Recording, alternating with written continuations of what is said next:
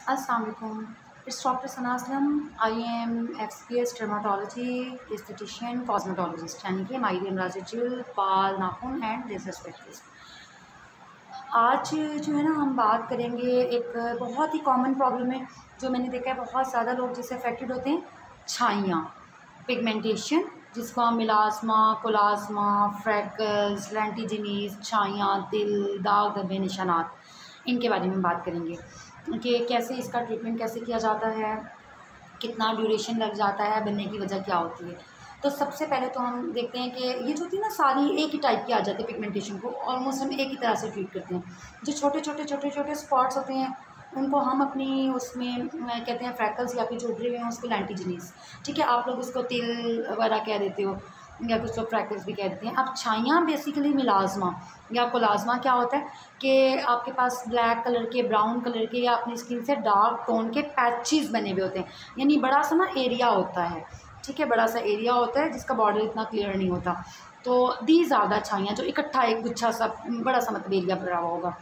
कहाँ कहाँ पे इफ़ेक्ट कर सकता है? ये जो है आपके नोज़ पे आ सकता है, चीक्स पे आ जाता है, इस एरिया में बहुत कॉमन होता है। फ़ोरहेड पे आ जाता है, कुछ लोगों को अपर लिप एरिया में आ जाता है, वेरी रेयरली यहाँ पर हमारे एंगल्स पे, जॉ एंगल्स पे भी आ जाता है, ठीक है। और जो फ्रैकल्स हैं, यानी छोटे छोटे जो ब्राउन या ब्लैक तिल हैं, लेंटिजिनस या फ्रैकल, वो कहीं पे भी आ जाते हैं, ठीक है। ज़्यादातर ये जो चीज़ें होती हैं, यानी कि फ्रैकलिंग और मिलाजमा, ये होती है सन एक्सपोज्ड साइड पे, यानी कि आपका फेस। इसके अलावा जो तिल होते हैं वो आपके हैंड्स वगैरह के ऊपर भी, इधर टॉर्स ऑफ हैंड, यानी सन एक्सपोज्ड एरिया पे भी आ जाते हैं, ठीक है। तो हमें ये पता चल गया कि ये सन से इसका, यानी सूरज से इसका ताल्लुक़ है। और मेरा तो शायद आप लोगों को भी आइडिया हो गया होगा, फेवरेट टॉपिक है सन प्रोटेक्शन का। तो सन प्रोटेक्शन बहुत सारे मसाइल से बचा लेती है। So sun protection and sun protection. अब छाइयों की जब हम बात करते हैं ना, तो उसमें भी बहुत ज़्यादा 50 to 60% रोल सन एक्सपोजर का है, सूरज का, यानी कि धूप का। और उसमें ये नहीं होता कि आप डायरेक्ट धूप में चले गए तो छाइयाँ सिर्फ तभी आएंगी, नहीं। जिसकी स्किन सेंसिटिव है उसको, ये जो आप इंडोर भी है ना, घर के अंदर, ऑफिस के अंदर भी बैठे हुए हैं, खिड़कियों से, दरवाज़ों के छोटे छोटे सुराखों से, दर्जों से, विंडोज़ से जो रोशनी आ रही होती है, सूरज की जो छाएँ आ रही थी वो भी इफ़ेक्ट कर रही थी। इवन ये जो एलईडी लाइट्स हमारे ऊपर होती हैं, ये मिनी सूरज हैं छोटे छोटे ना, इनसे भी यूवी रेज़ निकल रही होती हैं। तो जिन लोगों को लग रहा हो ना, उनको तो ये भी इफ़ेक्ट कर रही होती है। अच्छा, काफ़ी सारे लोग ना स्टोव से, चूल्हे के काम से कहते हैं, उससे एक्चुअली छाइयाँ नहीं बनती। उससे इतना मतलब थोड़ा बहुत तो होता है, छाइयाँ नहीं बनती। हाँ, वक्ती तौर पर रेड होकर वो प्रोमिनेंट ज़्यादा हो जाती हैं, या आपको इरिटेशन ज़ाहिर हुई भी होती है छाइयों के ऊपर, अगर आप कुछ लगा रहे होते तो वो ज़रा प्रोमिनेंट होने लग जाती हैं, रेडनेस का एलिमेंट आ जाता है।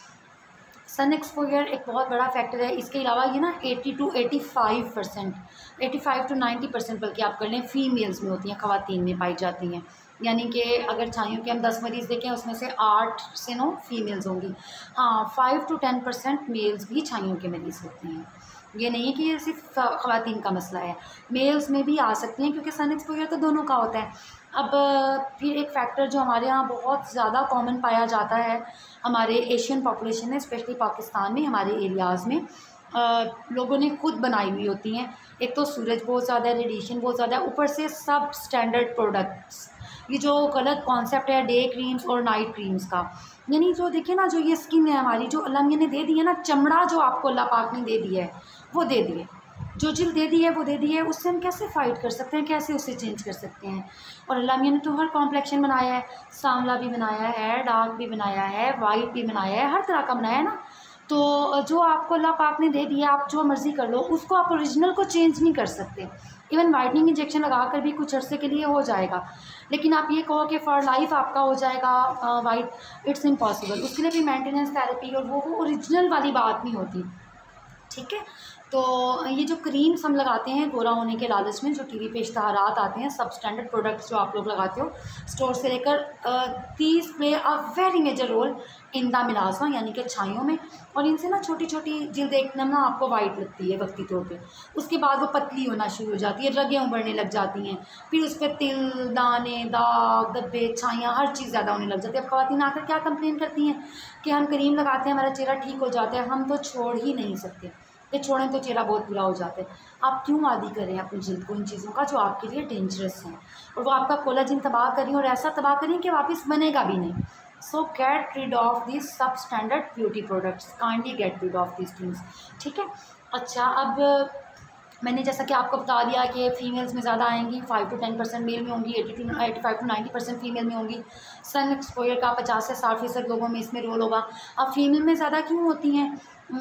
उसमें ज़्यादा हार्मोन्स का रोल आ जाता है। जो हमारा ईस्ट्रोजन होता है ना, ईस्ट्रोजन का इसमें बहुत ज़्यादा ईस्ट्रोजन प्रोजेस्टेरॉन का रोल आ जाता है। तो इवन जो लोग ओरल कॉन्ट्रासेप्टिव पिल्स यानी कि माने हमल गोलियाँ ले रहे होते हैं, उसमें इस आइडिया हम हार्मोन्स ले रहे हैं, उनमें इसकी रेशो बहुत ज़्यादा हो जाती है। फिर जो लोग हार्मोन रिप्लेसमेंट थेरेपी ले रहे होते हैं, उसमें इनकी रेशो बहुत ज़्यादा हो जाती है।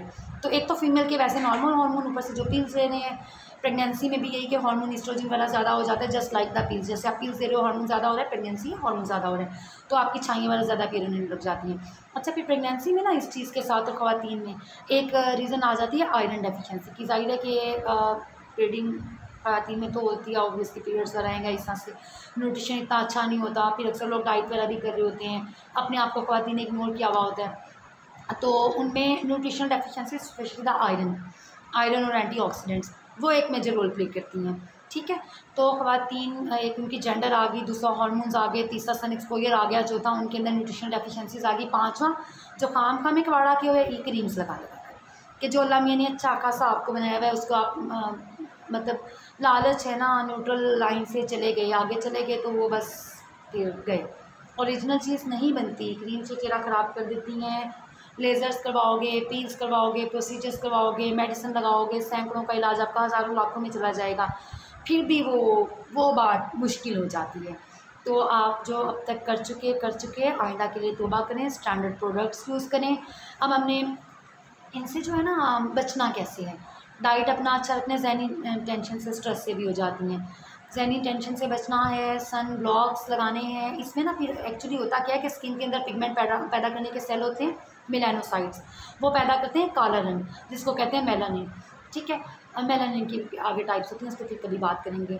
तो सन एक्सपोजर के जो सारे फैक्टर्स मैंने आपको बताए, न्यूट्रिशन डेफिशिएंसीज आ गई, हार्मोन्स आ गए, हमारी एस्ट्रोजन का मतलब एक्सपोजर आ गया, सन एक्सपोजर आ गया, जो हमने क्रीम्स वगैरह लगा दी, क्या करते हैं कि मेलानोसाइट एक्टिविटी को, या इन्फ्लेमेशन, कहीं भी आपके दाने वगैरह बने, कुछ मसला बना, कोई भी आपकी स्किन डिजीज़ आई, उसके बाद अक्सर ये छाइयाँ पिगमेंटेशन पैदा होना शुरू हो जाता है।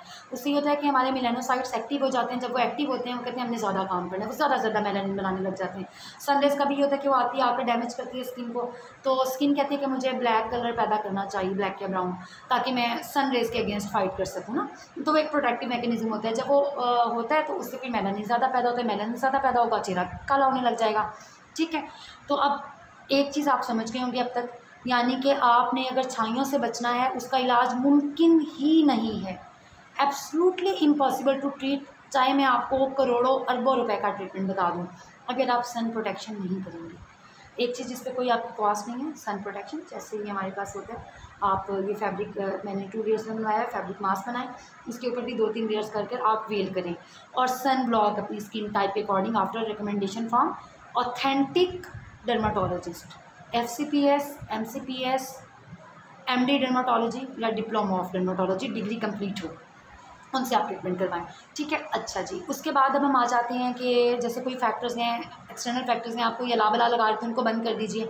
कोई चीज़ आपकी स्किन को इरिटेट कर रही है, उसको बंद कर दीजिए, ठीक है।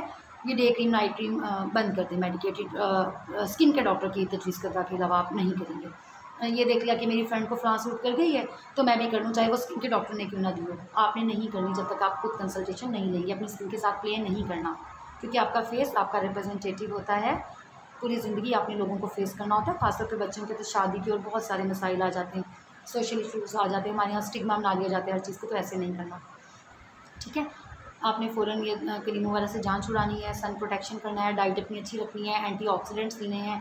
अब हम आते हैं लगाने वाली चीज़ों की तरफ। एक तो सन ब्लॉक हो गया, दूसरा vitamin C is very very very good. आप क्रीम फॉर्म में ले सकते हैं, आप सीरम फॉर्म में ले सकते हैं। सीरम फॉर्म में ज़रा ज़्यादा इफेक्टिव होता है, थोड़ा कॉस्ट पड़ जाता है, नहीं अफोर्ड कर सकते, अच्छी मेडिकेटेड क्रीम ले लें, ठीक है। अच्छा, इसके अलावा हमारे पास फिर इसमें डिफरेंट ऑप्शंस आ जाते हैं ना, जो मेलानिन पैदा होने को रोकेंगे, या जो पैदा हुआ मेलानिन है उसको डिस्पर्स करेंगे। उसमें डिफरेंट नेम आ जाते हैं, हमारे पास कोजिक एसिड होता है, लैक्टिक एसिड होता है, अल्फा आर्बुटिन होता है, ग्लाइकोलिक एसिड होता है, पील्स होती हैं, एजिलिक एसिड होता है, डिफरेंट क्रीम्स अगर हमें आदत तो आप अपने डर्माटोलॉजिस्ट ट्रांसमिक एसिड होता है उस पर छोड़ेंगे।